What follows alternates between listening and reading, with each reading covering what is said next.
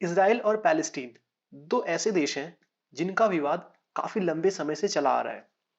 दोनों देशों के बीच शांति स्थापित करने और मतभेद को खत्म करने के लिए कई बार समझौते हुए, पर निष्कर्ष कुछ खास नहीं निकला। आज के वीडियो में हम जानेंगे कि कैसे जन्म हुआ इसराइल और पैलेस्टीन के बीच का कॉन्फ्लिक्ट, कैसे बना इसराइल और क्या है बाल्फोर डिक्लेरेशन। तो चलिए शुरू करते हैं। यहूदियों के बारे में कहा जाता है कि ये दुनिया के अलग अलग हिस्सों में बिखरे हुए थे। 19वीं शताब्दी के अंत में यहूदियों की टोटल पॉपुलेशन पूरी दुनिया में लगभग 65 लाख थी। 1939 में इनकी पॉपुलेशन बढ़कर 1 करोड़ 70 लाख हो गई।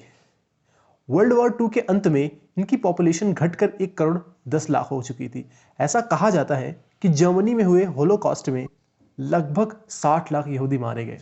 बाकी धर्मों की तरह यहूदियों का अपना कोई देश नहीं था। इस संघर्ष के बीच ब्रिटेन ने इजराइल की स्थापना की कानूनी जिम्मेदारी को समझा और काम भी करना शुरू कर दिया। कानूनी प्रक्रिया को जमीन पर उतारने की प्रक्रिया बाल्फोर डिक्लेरेशन के जरिए 1917 से शुरू हुई और 1948 में जाकर पूरी हुई।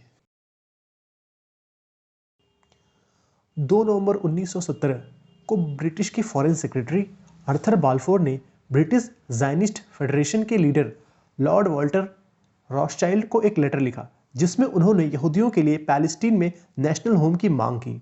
इस लेटर को बाल्फोर डिक्लेरेशन के नाम से जाना जाता है।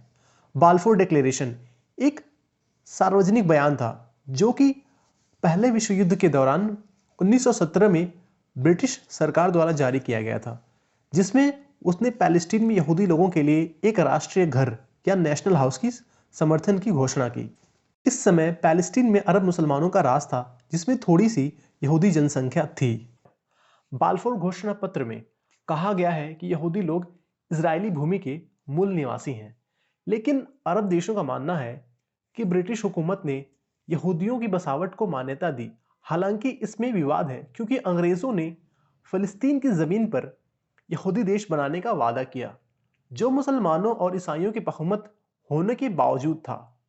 इसके परिणाम स्वरूप 1948 में फिलिस्तीन की जमीन पर यहूदियों की बसावट की मान्यता से दुनिया भर के यहूदी पैलेस्टीन में माइग्रेट करने लगे, जिनकी संख्या 5 लाख से अधिक थी।